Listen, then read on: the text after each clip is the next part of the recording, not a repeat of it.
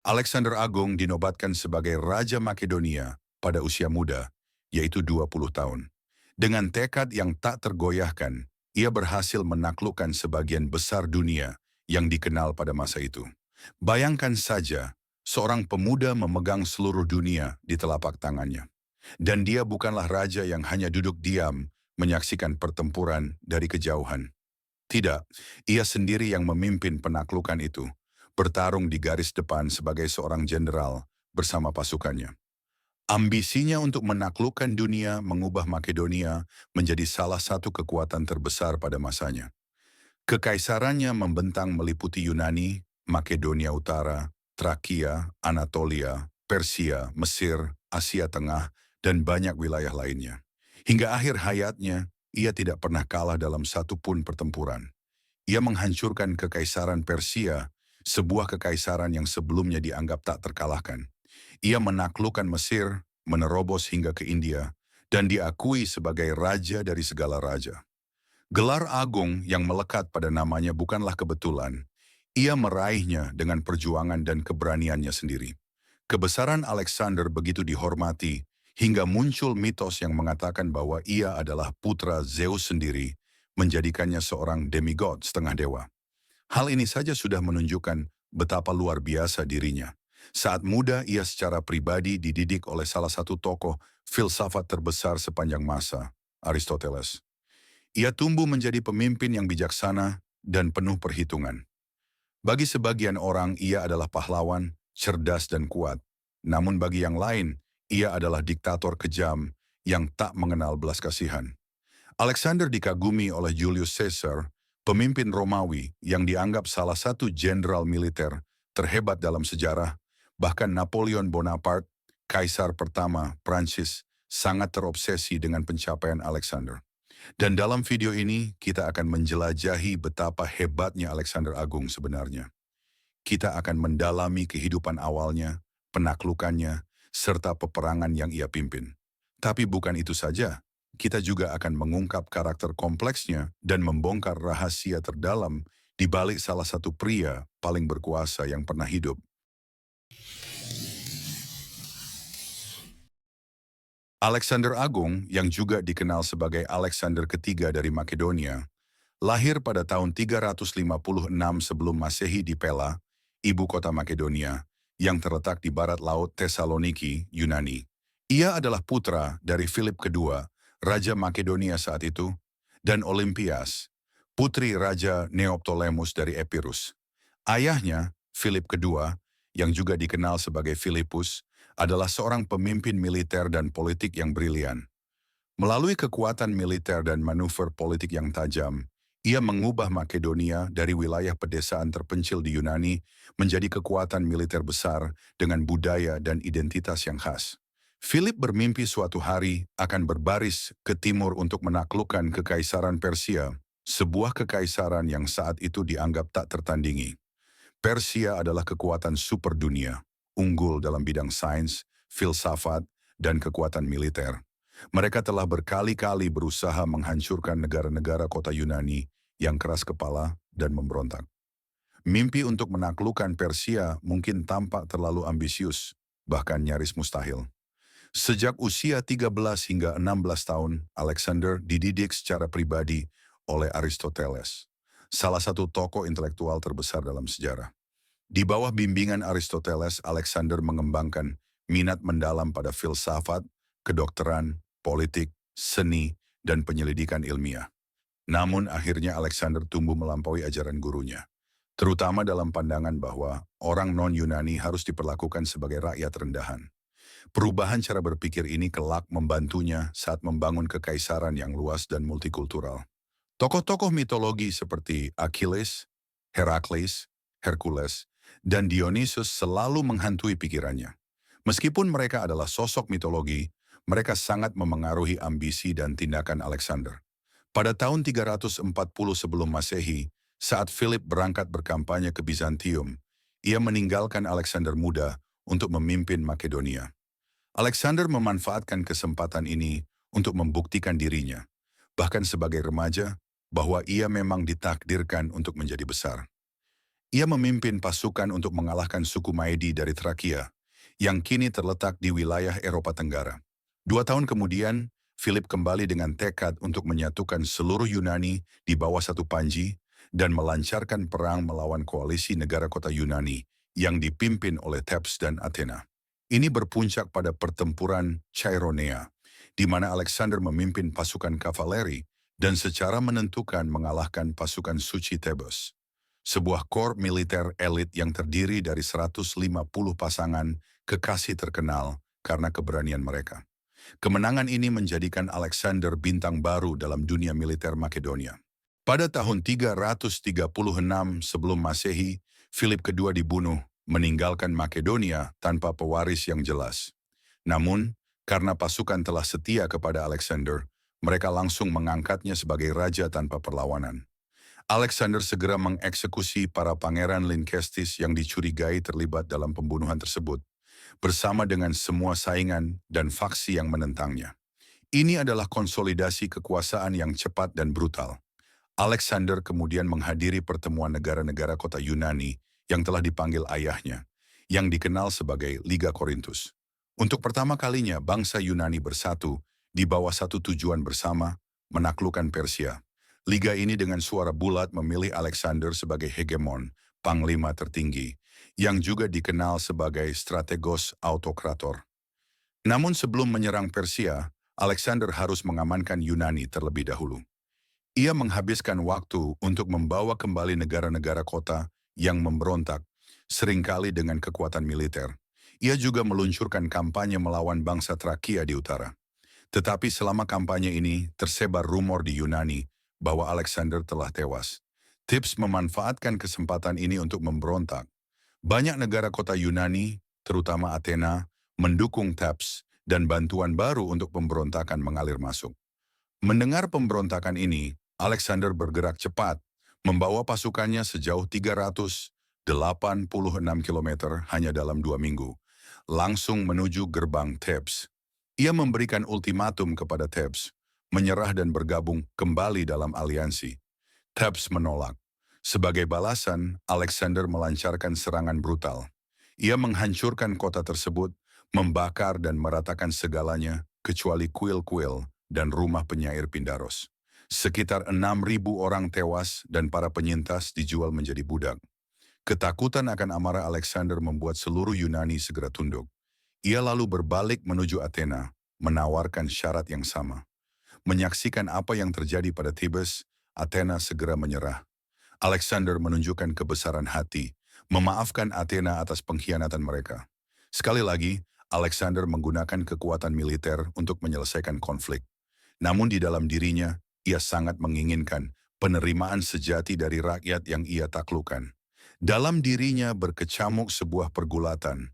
Mungkinkah manusia dipersatukan tanpa kekerasan, ataukah kekuatan adalah satu-satunya bahasa yang dipahami?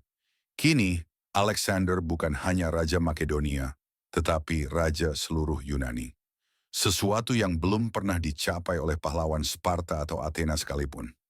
Dan di belakangnya berdiri para prajurit Makedonia yang tangguh, ditemani oleh 40.000 prajurit Yunani, siap berbaris ke timur, untuk menantang kekaisaran terbesar yang pernah dikenal dunia, Persia. Dibandingkan dengan kekaisaran Persia yang perkasa, Makedonia, bahkan Yunani, hanyalah kekuatan kecil. Namun Alexander percaya bahwa pasukannya lebih terlatih dan lebih baik dipersenjatai. Ia yakin taktik dan strateginya bisa mengalahkan jumlah Persia yang luar biasa besar. Sejak naik tahta, Alexander telah menetapkan dalam pikirannya untuk melakukan ekspedisi ke Persia. Ia tumbuh besar dengan impian itu. Selain itu, ia membutuhkan kekayaan Persia untuk mempertahankan pasukan yang dibangun oleh ayahnya, Philip II, dan untuk melunasi hutang-hutangnya yang besar. Alexander mendengar tentang keberhasilan 10.000 tentara bayaran Yunani yang dipimpin Xenophon, yang berhasil melintasi wilayah Persia dan bertahan hidup untuk menceritakan kisahnya. Prestasi Agesilaus dari Sparta dalam kampanyenya melawan Persia juga menjadi bukti bahwa kekaisaran Persia bisa dikalahkan. Agesilaus adalah jenderal legendaris yang berani melawan kekuatan Persia. Alexander juga memiliki unit kavaleri yang tangguh, dipimpin oleh komandan-komandan ulung seperti dirinya. Semua ini menegaskan bahwa, meski kuat, pasukan Persia bukanlah tak terkalahkan. Pada tahun 333 sebelum Masehi, pasukan Alexander bertemu dengan pasukan Persia yang dipimpin oleh Raja baru, Darius Siderberni. Alexander maju dengan 32.000 pasukan dan bergerak lebih cepat daripada yang diperkirakan Persia. Serangannya begitu dahsyat sehingga memaksa Persia mundur. Menurut Arian, kehadiran Alexander berperan krusial dalam serangan pasukan Makedonia. Berbeda dengan Darius, Alexander berada di garis depan dari awal hingga akhir pertempuran. Ia bahkan menghindari tombak yang menghantam pelindung dadanya, dan helmnya hancur akibat pukulan dari belakang. Pada satu titik, ia hampir kehilangan nyawanya jika tidak diselamatkan oleh salah satu komandannya. Itulah keberanian Alexander dalam memimpin pasukannya. Keyakinan Alexander atas keunggulan pasukannya terbukti benar. Pasukan Persia, meskipun besar jumlahnya, telah menjadi lengah setelah bertahun-tahun hidup dalam kemewahan dan damai. Mereka kekurangan disiplin dan tidak memiliki kavaleri yang kuat. Sebaliknya, Alexander memimpin pasukan yang beragam dan terkoordinasi dengan baik, pemanah, pelempar tombak, infanteri, dan kavaleri berat. Dengan keahliannya dalam taktik perang gabungan, Alexander menghancurkan pasukan Persia dan memaksa Darius III melarikan diri dari medan perang dengan hanya beberapa pasukan yang tersisa. Asia kecil kini berada di tangan Alexander. Ketakutan akan invasi tersebut, Darius mundur ke Babilonia dan menjadikannya markas besar. Di sana ia mengumpulkan pasukan raksasa lebih dari 1,4 juta prajurit, terdiri dari bangsa Persia, Media, dan tentara bayaran dari seluruh kekaisarannya. Bertekad menyerang, Darius bergerak ke Asia Kecil untuk menghadapi Alexander lagi. Namun, seperti sebelumnya, pasukan Makedonia yang tak kenal lelah kembali menembus garis pertahanan Persia. Melihat kekalahan semakin dekat, Darius kembali melarikan diri, kali ini dengan tergesa-gesa hingga meninggalkan istri, anak-anak, bahkan ibunya sendiri. Ibunya merasa sangat malu, secara terbuka menyangkal Darius dan malah mengakui Alexander sebagai anaknya. Sikap ini kelak menjadi kunci penting dalam melegitimasi kekuasaan Alexander atas bekas kekaisaran Persia. Pada tahun 332 sebelum Masehi, Alexander mencapai kota Tirus, yang menolak untuk menyerah. Pengepungan berlangsung selama 7 bulan penuh.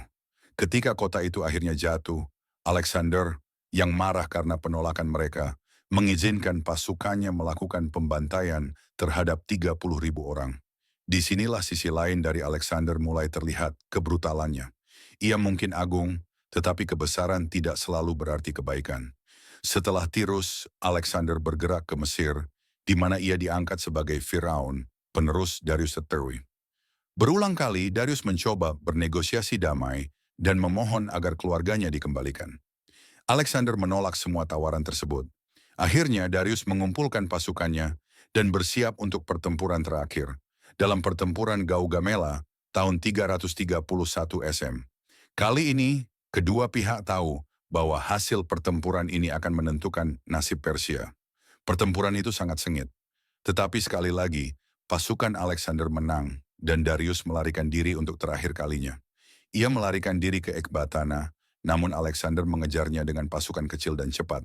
Sebelum Alexander bisa menangkapnya, Darius dikhianati dan dibunuh oleh anak buahnya sendiri, salah satunya adalah Besus, seorang bangsawan Baktria. Alexander marah besar, memburu Besus, menyiksanya, dan menghukumnya mati atas pengkhianatan itu. Meskipun begitu, Alexander tetap menunjukkan kehormatan. Ketika menemukan jasad Darius, ia memberikan pemakaman kerajaan yang layak bagi raja yang telah gugur. Dengan kematian Darius, Alexander kini memiliki takhta Persia. Kekaisaran yang selama berabad-abad mengancam Yunani, kini menjadi bagian dari dunia Yunani. Untuk memperkokoh kekuasaannya atas Persia, Alexander memberikan kebebasan yang cukup besar kepada wilayah-wilayahnya. Membiarkan mereka mengatur diri sendiri dengan syarat kesetiaan. Ia tidak memaksakan perubahan budaya atau agama seperti yang biasa dilakukan banyak penguasa pada masa itu. Bahkan ia mengadopsi banyak adat istiadat Persia untuk dirinya sendiri. Hal ini membuatnya populer di kalangan rakyat Persia, namun sangat tidak disukai oleh pasukannya sendiri dari Makedonia. Salah satu jenderalnya, yang juga sahabat dekatnya, saat mabuk mengejek kebiasaan Persia Alexander. Dalam kemarahan, Alexander membunuhnya. Tragedi ini semakin memperdalam jurang antara Alexander dan para pengikut setianya dari Makedonia. Untuk menstabilkan kekaisarannya, dan mungkin untuk memenuhi hasratnya akan kejayaan yang terus membara, Alexander memandang ke arah timur, India. Pada tahun 326 sebelum Masehi, ia menyeberangi Sungai Indus dan memasuki Taksila, di mana Raja Taksiles menyambutnya dengan hadiah berupa gajah dan pasukan. Taxiles berharap untuk membentuk aliansi dengan Alexander melawan kerajaan tetangganya yang diperintah oleh Raja Porus di seberang Sungai Hydaspes. Bersama-sama, Alexander dan Taxiles mengalahkan Porus dalam pertempuran Sungai Jelum. Terpesona oleh keberanian Porus, Alexander memaafkannya dan menjadikannya sekutu. Dari sana, Alexander melanjutkan kampanyenya ke timur, menghadapi perlawanan, tetapi tak ada yang mampu menghentikannya. Ia belum pernah kalah dalam pertempuran. Tidak ada yang bisa menghentikannya dari luar.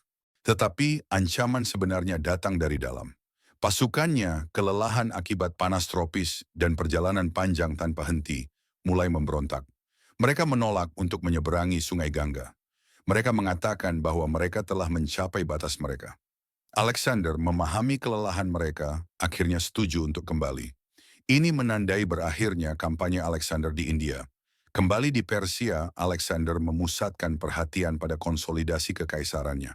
Namun masalah baru bermunculan, gubernur yang memberontak, jenderal yang ambisius dan ketegangan yang meningkat antara orang Makedonia dan Persia. Tepat saat segalanya tampak terkendali, tragedi menimpa. Setelah sebuah festival mega di Ecbatana, Alexander kehilangan istrinya karena penyakit. Ia tidak pernah pulih dari duka itu. Tubuhnya melemah oleh kesedihan, hingga akhirnya jatuh sakit di Babilonia. 10 hari kemudian, pada 13 Juni 323 SM, Alexander Agung meninggal dunia. Ia baru berusia 33 tahun, dan ia telah memerintah selama hanya 12 tahun 8 bulan. Tidak ada ahli waris yang secara resmi ditunjuk untuk menduduki tahta. Setelah kematian Alexander, para jenderalnya mendeklarasikan dua raja, Philip Aridaeus, anak haram Philip II yang lemah akal, dan Alexander Terminus, anak yang lahir secara anumerta dari istri Alexander, Roxana. Kekaisaran dibagi menjadi beberapa satrapi, provinsi, di antara para jenderal setelah negosiasi yang panjang. Namun kekaisaran itu hampir tidak bisa bertahan sebagai satu kesatuan setelah kematian Alexander. Kedua raja tersebut akhirnya dibunuh Aridaeus pada tahun 317 sebelum Masehi dan Alexander Nemar sekitar tahun 310 atau 309 sebelum Masehi. Provinsi-provinsi yang dulunya merupakan bagian dari kekaisaran berubah menjadi kerajaan-kerajaan independen, dan para jenderal mulai mengklaim gelar raja untuk diri mereka sendiri, mengikuti contoh yang dibuat oleh Antigonus pada tahun 306 SM. Kesalahan terbesar Alexander mungkin adalah tidak mempersiapkan penerus yang layak untuk melanjutkan kerajaan agung yang telah ia bangun. Setelah kematiannya, kota-kota yang dulunya makmur di bawah pemerintahannya jatuh ke dalam kekacauan. Para jenderalnya saling berbalik menjadi musuh, masing-masing berambisi menjadi penguasa tertinggi. Yang selama ini menjaga kesatuan bukanlah hukum atau sistem, melainkan kepribadian dinamis Alexander sendiri. Alexander memadukan tekad tanpa henti untuk mendorong dirinya dan pasukannya melampaui batas mereka dengan pola pikir yang fleksibel. Ia tahu kapan harus mundur dan kapan harus menyesuaikan kebijakan. Sejauh mana ia dapat mengordinasikan kekaisaran yang begitu luas, jika ia hidup lebih lama, tetap menjadi pertanyaan yang belum terjawab. Kita mungkin tidak akan pernah tahu apakah kekuasaannya akan terus berkembang, atau justru akhirnya runtuh. Namun demikian, Alexander Agung tetap menjadi salah satu jenderal terbesar dan paling berprestasi dalam sejarah. Ia menunjukkan kecemerlangan luar biasa dalam menggabungkan berbagai jenis pasukan dan menyesuaikan strateginya menghadapi tantangan musuh yang beragam. Baik itu bangsa nomaden Scythia, suku-suku pegunungan India, maupun Raja Porus dengan gajah-gajah perangnya. Taktiknya kreatif, oportunistik, dan sangat efektif. Ia sangat ahli dalam memanfaatkan momen-momen krusial dalam pertempuran, memahami bahwa keputusan yang tepat pada saat yang tepat bisa menentukan kemenangan atau kekalahan. Kavalerinya khususnya digunakan dengan sangat efisien, sehingga ia jarang perlu mengandalkan infanterinya untuk memberikan pukulan akhir. Berabad-abad setelah kematiannya, pemikir-pemikir militer seperti Julius Caesar dan Napoleon Bonaparte masih memandang Alexander sebagai model tertinggi.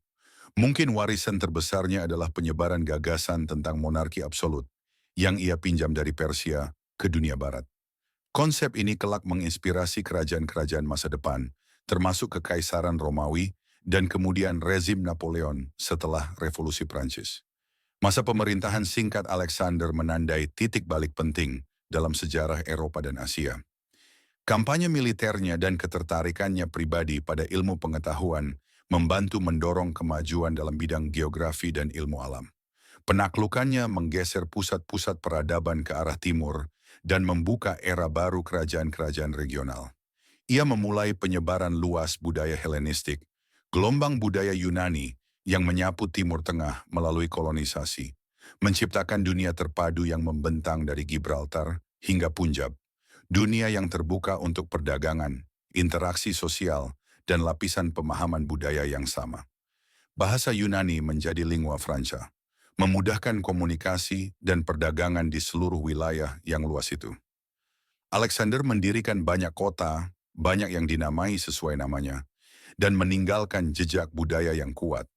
Ia memberi tanah-tanah yang ditaklukkannya sebuah bahasa yang bisa mereka gunakan untuk diplomasi dan perdagangan. Walaupun penaklukannya didorong oleh dahaga akan kejayaan, keberanian, dan kebesaran, hasil akhirnya adalah dunia yang lebih terhubung.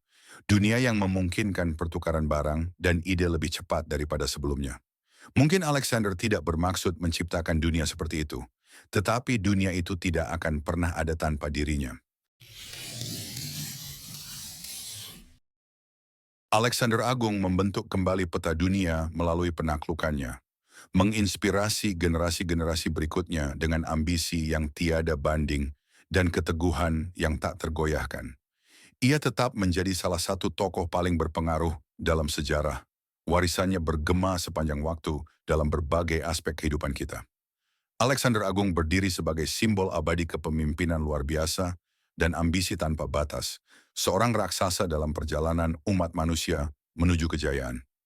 Sebagian orang mungkin melihatnya sebagai pahlawan, seorang pemersatu kekaisaran.